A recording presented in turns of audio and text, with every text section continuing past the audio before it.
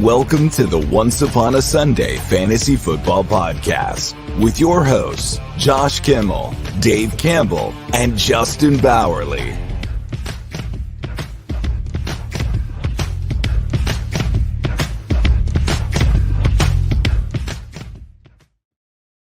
Welcome into the Priority Waiver Once Upon a Sunday Fantasy Football Show. With me is Justin. No Dave today. No hurt. Didn't hear from Dave today. Nope. MIA.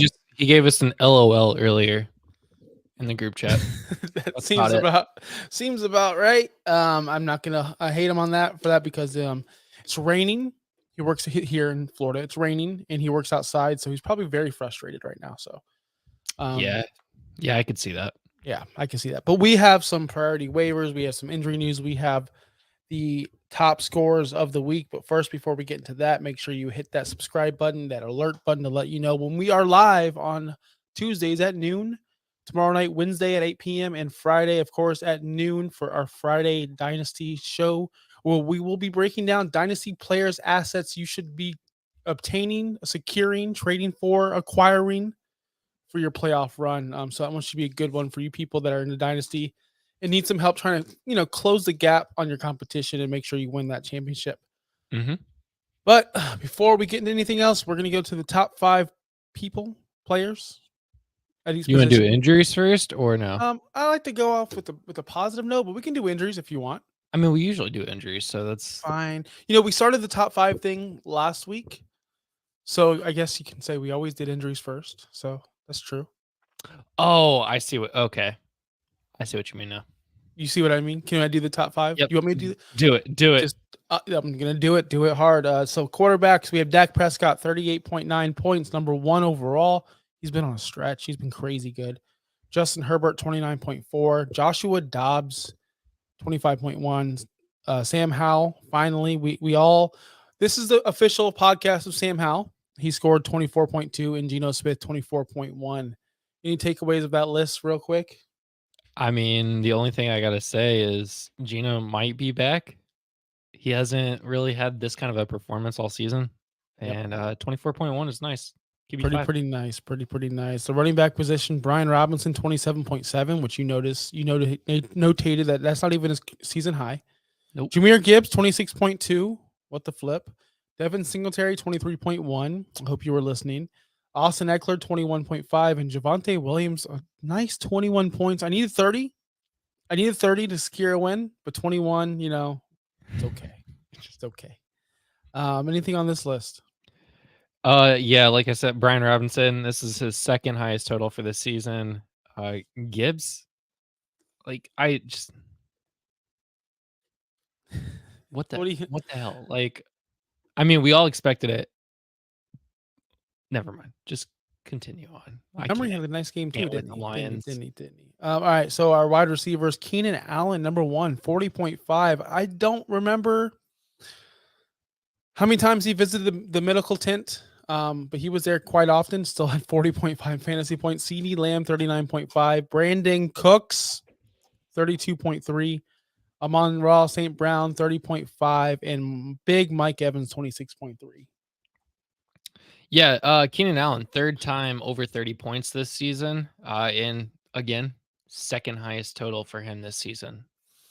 In one of my leagues, I said, why do I have Brandon Cook starting? I took him out real quick and put in Debo. I still won my matchup. He scored at least. I still won my matchup, but I was like, why am I starting Brandon Cooks? That's tough. Why was I doing that? Anyway, tight ends, TJ Hawkinson, 30.4. Trey McBride, 21.1. Kittle, 20.6. Kincaid, 16.1. And Tyler Conklin, 14. Yeah, where did that come from? You're going to get those at the tight end position. Yeah, Kincaid is my note here. Yes, Hawkinson, highest amount he's scored all season with Josh Dobbs, who needs Kirk Cousins anyway. But Kincaid over the last 4 weeks has been tight end 2 on the season, whereas the first 7 weeks of the season, 6 weeks of the season, he was tight end 31. He's coming in. The Bills might be struggling. Josh Allen might be struggling, but the important things here, Josh Allen is still producing. Kincaid is still producing. Yep, Kincaid is still producing, and then we do have breaking news. If you want to get to that real quick, that Ken Dorsey has been let go of the offensive coordinator position for the Buffalo Bills. They have who's the new guy? Who's the new guy in town? So the new guy is Joe Brady. He was the quarterback's coach. Still is going to be the quarterback's coach, but he's the interim offensive coordinator. He last served as offensive coordinator for the Carolina Panthers in 2020 and 2021. I honestly can't tell you how that season finished off. I don't even remember who their quarterback was that season. It's the Carolina Panthers. They haven't been Yeah. relevant in over a decade, so No. probably wasn't good. No. We're not going to break down the complete disaster that is the Buffalo Bills, but man, last night I put in a bet, a parlay, an easy parlay, can't lose parlay. And they lost. They were in my slip, the Buffalo Bills. They're the only team that lost on my slip. So thanks a lot, Buffalo. You jerks. Man, thinking that I put a lot of unders on that game last night, and I hit on all of them but one. And I picked the over on one of them, and Stephon Diggs gets a lot of receptions every game. not against Surtain. Not last night. Not against Surtain. They really shut him down. They really shut that whole offense down. That offense was brutal. It was a very embarrassing game. Russell Wilson, we're going to talk about him a little later. He's not great, but man, he's getting the job done for fantasy. Javonte Williams is getting all the workload. We just broke it down. He scored 21 points for you, PPR. So that offense, Jerry Jeudy is still a joke over there in Denver, but Cortland Sutton's viable. Yeah. And on the other side, with Buffalo, it goes through Josh Allen. He makes mistakes. He's going to make mistakes. He doesn't get criticized for these mistakes. He is now that they're 5-5. But man, he's very privileged to not get criticized the entire time he throws interceptions week after week after week. Would you say so, Justin? He doesn't. He's still considered a top 5 quarterback in the league. Although now I think people are starting to question whether he's actually a top 5 quarterback in the league or if he's just another gunslinger that's just going to risk it all. I mean, we saw first play interception. He's still a start in fantasy. He's still a start. You're not going to bench him. Of course, he's the quarterback one. He's the number one quarterback in the league, for sure, for fantasy purposes. So you can't bench him. But I'm just talking about real life. Cam Newton or Colin Kaepernick or anyone else with any kind of pigmentation will get criticized, but Josh Allen will not. But we'll move on to the injury news of the week. We have some. Yeah. Give me just a second here. I gotta. Oh, yeah, that's right. We got a stinger. Yeah.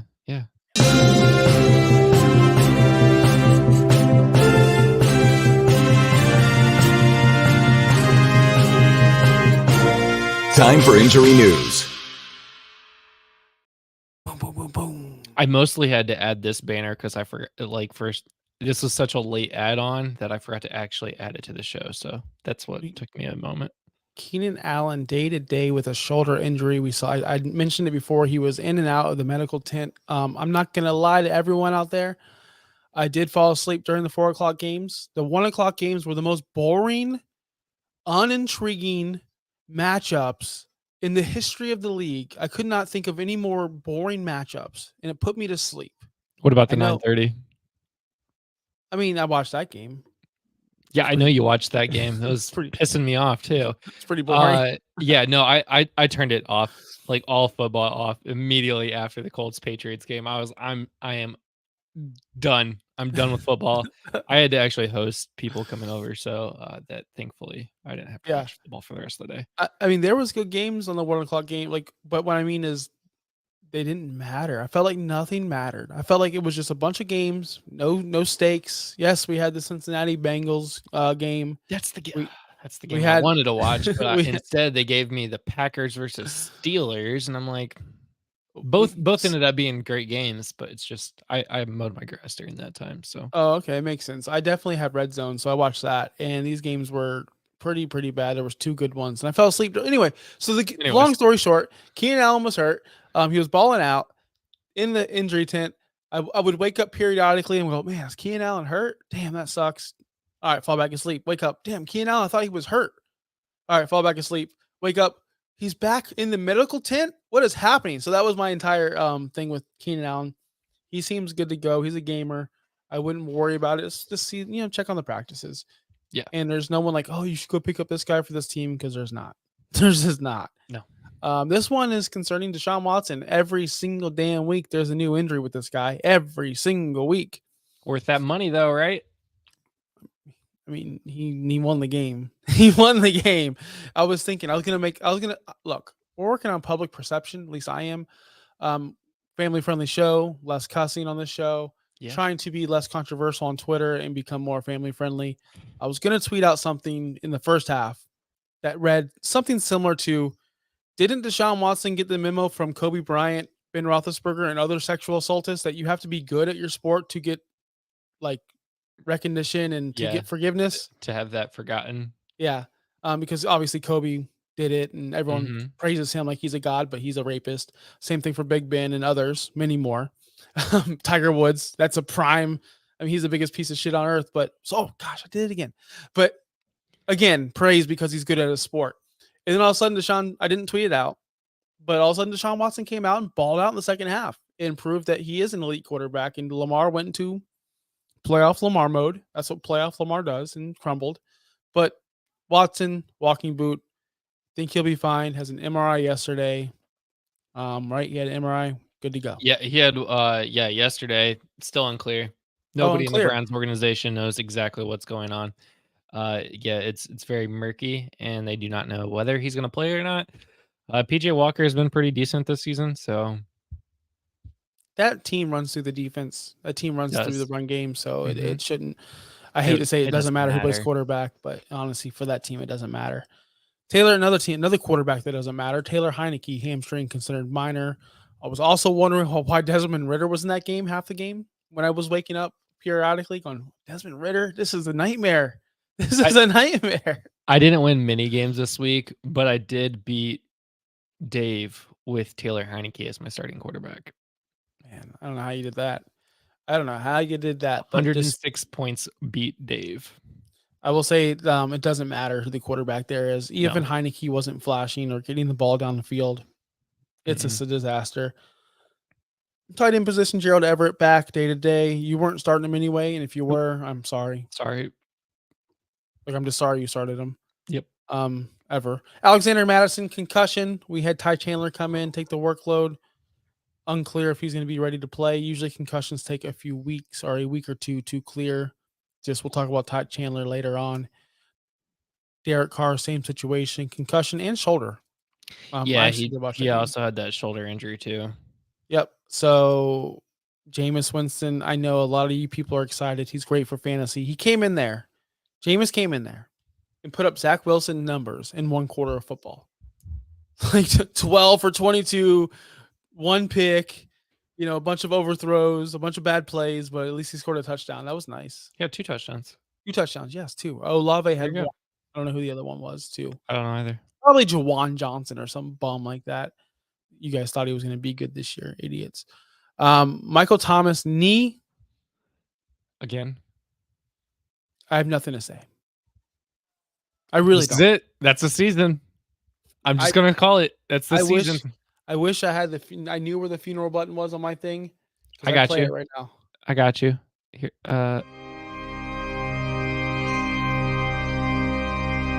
And now, a moment of silence.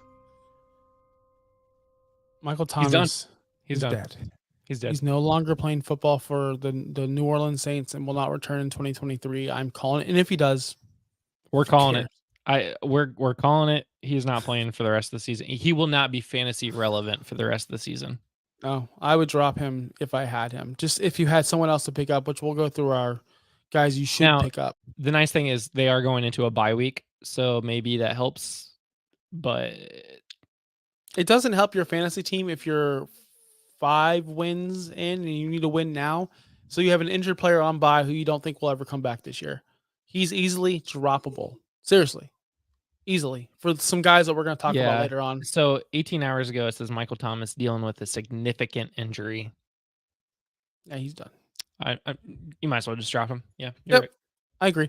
And the last one on this list, which I'm 1000%, it's minor. Baker Mayfield thumb. He will play Sunday. That's just something to monitor just in case he just re-aggravates it or something. Kyle Trask can come in. They're lucky they won that game. I think if they lost that game, Kyle Trask would be playing regardless. I really do believe that. That's just the rumors going around town. Yep. So with that, let's get into the priority waiver wires.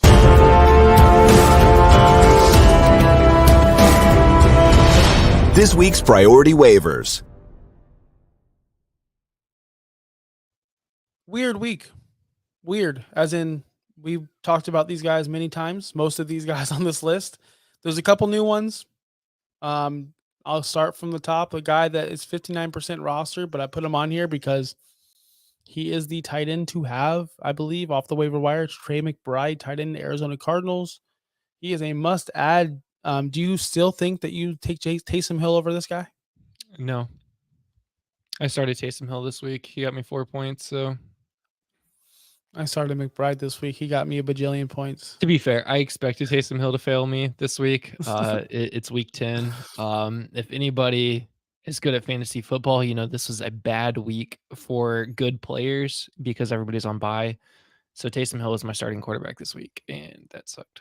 That really does suck. We'll help you on that quarterback situation later down the road on this. I don't need it now. They're all back. Mahomes and Hurts are back. Since week 6, McBride is the tight end 5, averaging 13.6 fantasy points per game since week 6. So we're dating back a couple weeks, more than a couple weeks actually. This guy has been money. He's had one bad game, and that's the one bad time the Taysom Hill went off, and I looked like a freaking idiot. But over the long run, Trey McBride has been a better tight end, period. Can't argue that. Laporta, I know you guys are high on Laporta, and you guys still think he's great, and he is. But in that same time period as Trey McBride, week 6, he's been tight end 12, 11.6. So McBride has been outscoring your precious little Sean Laporta there.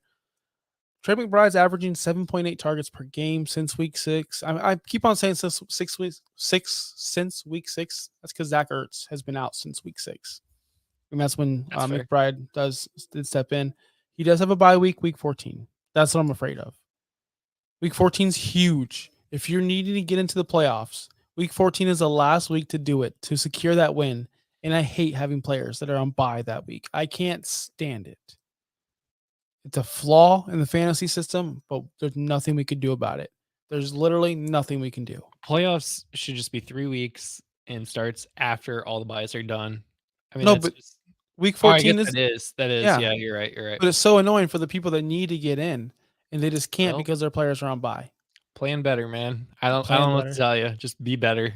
All you people with Kyler and McBride and James Conner, just be better. Just be better next time. Just be better.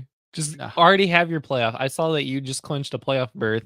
I'm already in the playoffs in 3 different leagues. Oh, look at me. I'm in the playoffs in 3 different leagues. Look, I am too, but not officially clinched except for that one. There's no way you're clinched. Yeah. Oh, I'm You have the asterisk by your name. Yeah. I've got, let's see. I'm not going to go through every single one because that's boring. You have the asterisk. I have 1, 2, 3 asterisks.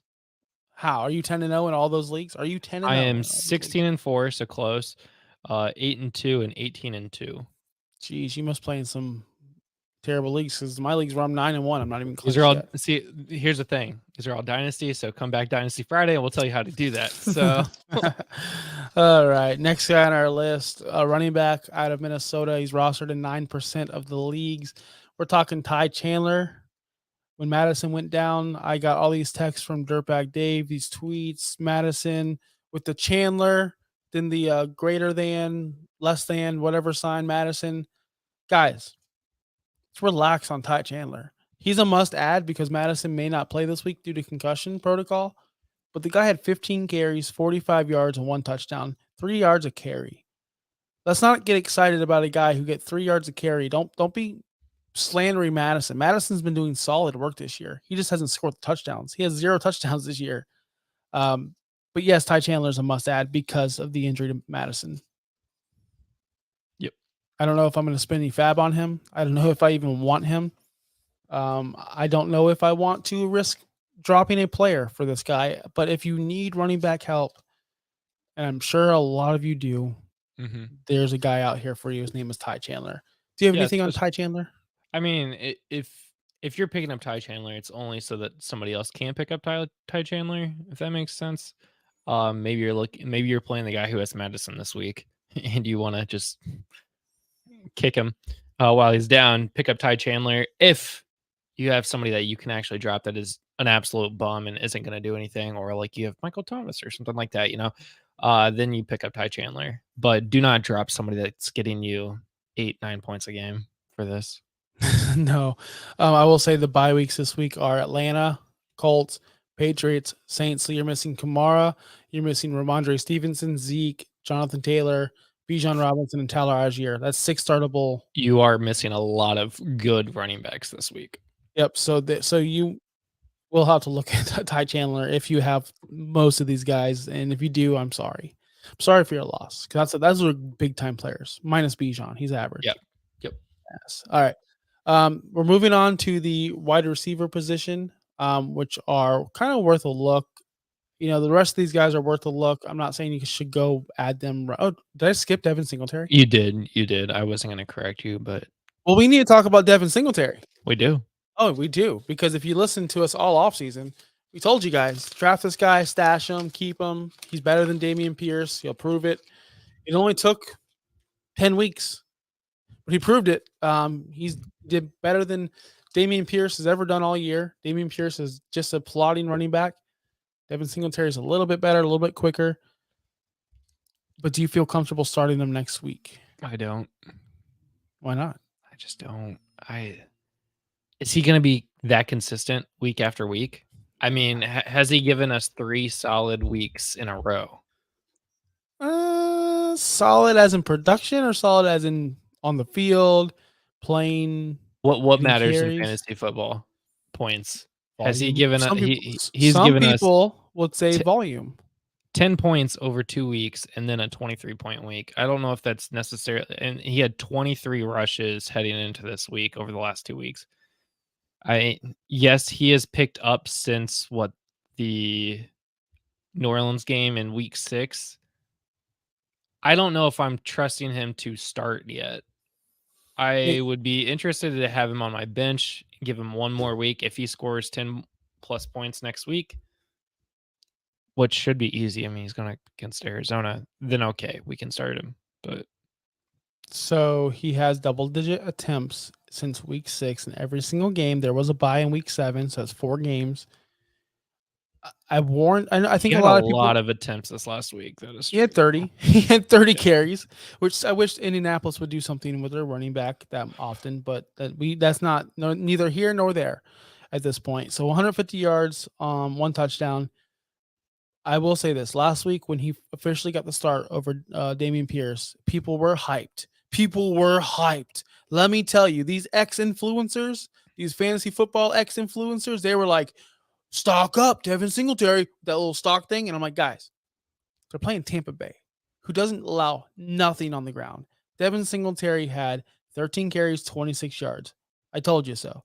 This week against Cincinnati, I didn't tell you to start him. I didn't tell you to bench him. I was indifferent. He balled out, man. He really did. So why couldn't he do that against Arizona? And then Jacksonville, then Denver, then New York Jets.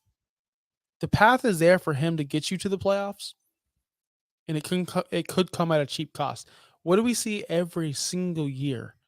A running back coming out of nowhere, riding a team to the championship. Rashad Penny. There's been many, many more that I can't even think of right now, but Rashad Penny was the last one that did it. It's possible. That's all I'm saying.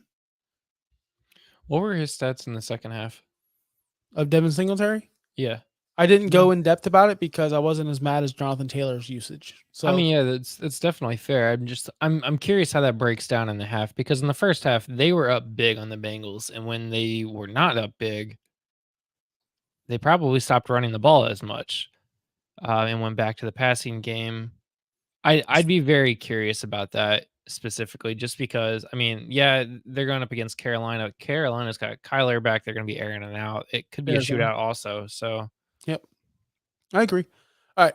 Now, these guys, I'm excited. I'm not really excited to talk about Devin Singletary, but I'm excited to talk about this guy, Noah Brown, because I'm not going to say I called this one. I'm not going to even brag about it like that. I'm just going to tell everyone I picked him up before anyone knew, and I started him before anyone knew.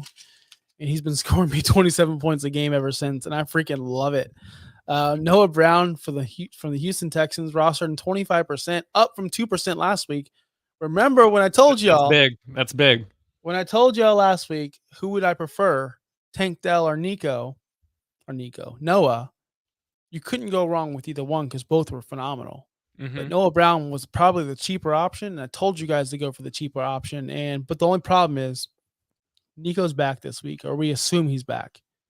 Does Noah Brown go back into the fourth role? Because that's what he is. You have Tank Dell, you have Dalton Schultz, you have Nico Collins. And then where does Noah Brown slot in? That's what I worry. Doesn't seem to matter because they're using him anyway. Like, yeah, but Nico was out the entire game. Nico didn't play last week or this week. Correct. That's the only concern I have.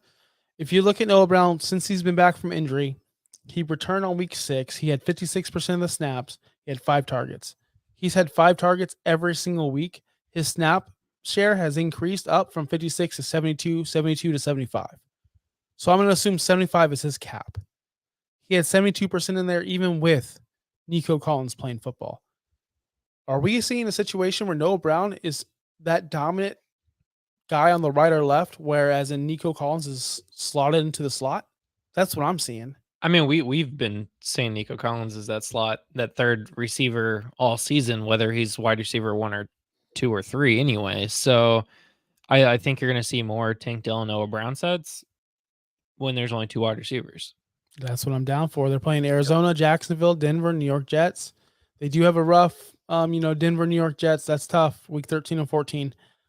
But if you can make it past that and he's still startable, week 15, Tennessee, then Cleveland, that's tough. Then Tennessee again. I'm picking this guy up. I actually am making this guy my top priority as a wide receiver.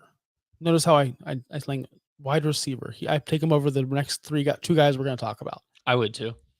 All right, so the next two guys we're talking about is Brandon Cooks.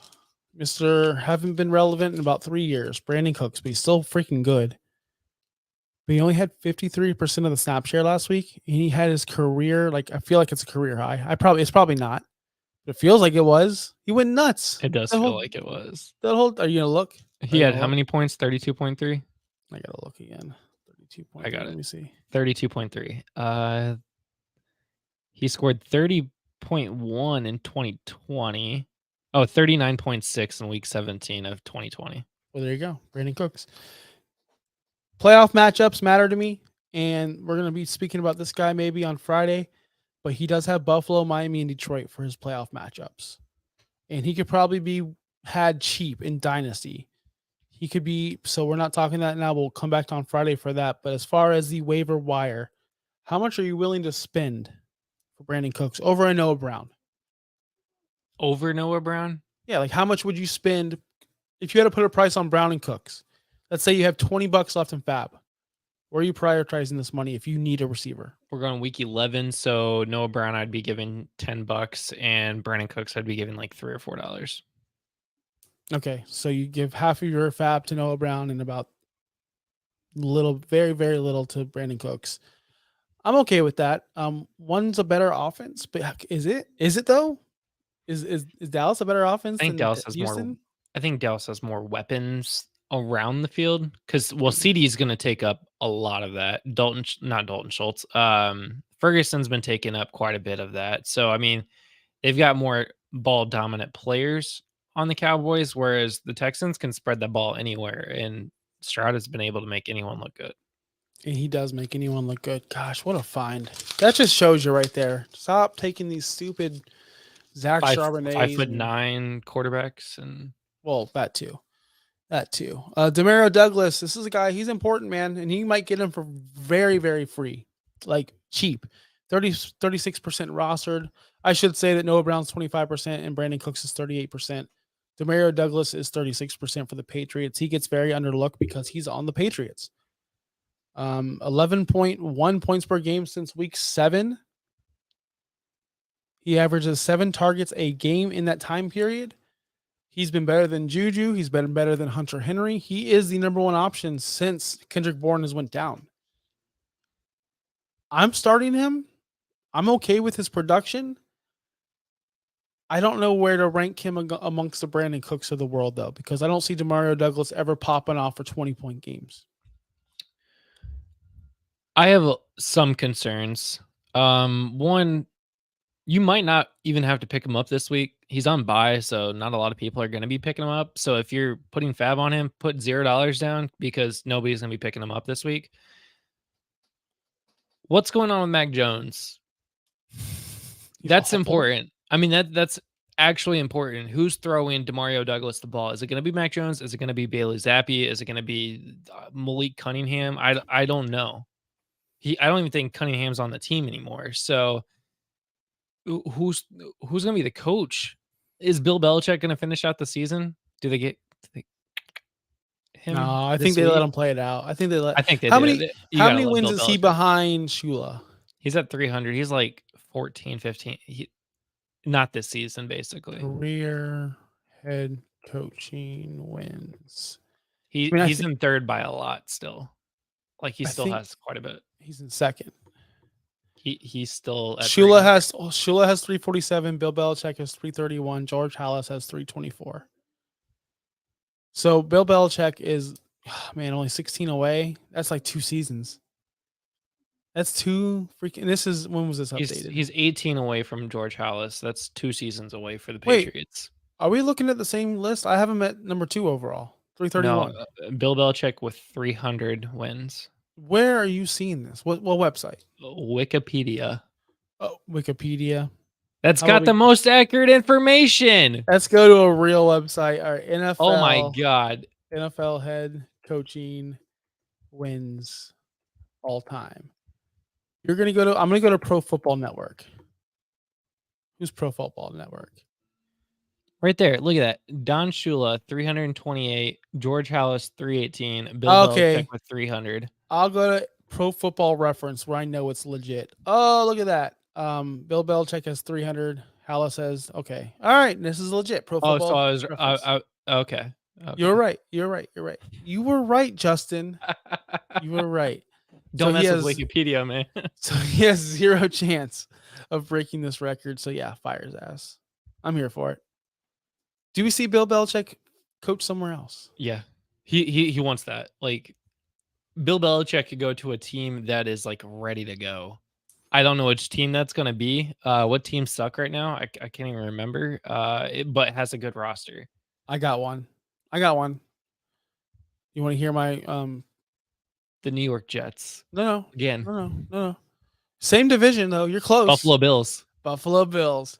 Fire everyone. Let Bill Belichick have Josh Allen. That'd be maddening for Miami Dolphins fans. That'd be maddening. I would lose my mind. I would stay in the division if I was Bill. Yeah. I would 100% stay in the division if I was Bill. Yeah. Or there's another place where it's hot. We don't have any kind of taxes, apparently, state taxes. Nice weather year round. I think his quarterback went to Tampa Bay. And I know Tampa Bay isn't going to renew Todd Bowles. I know he's not. Todd Bowles is out. Dude, that guy's a bum. But with what quarterback? He's going to do it with Baker Mayfield? No. Or are you guys drafting the quarterback? No, you guys. That's not me. I'm sorry. Is Tampa going to draft a new quarterback? Yeah, most likely they will. But they need to start losing. Because they keep on winning games and they're ruining everything. But why not? Good. Bill Belichick to Tampa Bay? Restore the Buccaneers name? Do you know who is a partial owner of the Las Vegas Raiders? Yeah, I know. I've already thought about that, but I feel like they're not going to go. They just got rid of McDaniels. They're not going to go that route in Vegas. They're just not. I just don't see them going that route. Look at us analyzing Bill Belichick's next move. I calling it now so much. So I like him though. I think him and Buffalo would be really, really sick. Him and Buffalo. I could definitely see Tampa Bay, and a very, very, very out there. I could definitely see him going to the New York Giants. I could definitely see Dabo being out and they bring in Belichick and then he fixes the whole thing. What about LA Chargers? That'd be cool with Herbert. Gosh, stop putting this out there, Justin. I don't want to hear it. I don't want to think about it. Bill Belichick is not going to be the Patriots head coach next year, guys. I know. You heard it here first. Probably not first. No, probably not first. This is probably like the 17th time you've heard this since yesterday. And we'll hear it 50,000 more times until it happens. Exactly, until it happens. And the last guy on our list, guys, let's get out of here. Wrap it up with this one. Russell Wilson, quarterback, 14 on the year. He's rostered in 46% of leagues. I know it's ugly, but we just broke it down on the bye weeks for you. I mean, you're not starting Minshew, so don't worry about it. You're not starting the Falcons or Mac Jones or even Derek Carr. So this doesn't apply to bye weeks. But just notice Russell Wilson's quarterback, 14 on the year. He's had 19 or more fantasy points in 6 out of his 9 games. You know who can't say that? You know who can't say they've had 19 or more fantasy points in 6 of 9 games? Tua, Dak, Lamar, Goff. That's it. But what I'm saying is you're starting these guys over Russell Wilson weekly. I know you are. Everyone is. I see it. I play in a million leagues. I see it. Russell Wilson has a stigma that he's a nerd, sucks, he's bad. But guys, he gets the job done. He scores like he's Mr. 20 points. And I don't know about y'all, but if I get 18 to 20 points from my quarterback, I'm feeling pretty good. Feeling pretty oozy for all you wrestling fans out there. But anything else? Anything else you want to add, Justin? No, I think that's pretty much it. Fantasy sucked this week, for me at least. I've been having a great season this week. Lost more than I won. So I went 500, so I can't complain about that. Yeah, 500, pretty good. But make sure you check us out tomorrow night, 8 p.m. We'll be talking start this week. We do it a different way. We don't do it like all the other people. We don't say start this. We debate it. We talk about it. Then we give you an answer. So tomorrow night, 8 p.m. Make sure you tune in. Friday, of course, at noon, our Dynasty Hour, if you're into that kind of thing. Justin, anything else before we get on here? Anything you want to plug? Nah, follow all the things below. Yeah, follow all those things. Don't go see Captain 5. Marvel or whatever, the Marvels. Don't see it. Hell out of here. Women-centric. Thanks for listening. Be sure to like and subscribe wherever you watch or listen to podcasts. Follow on X and Instagram at OUSFFPOD. We'll be back next week for more ways to win your league.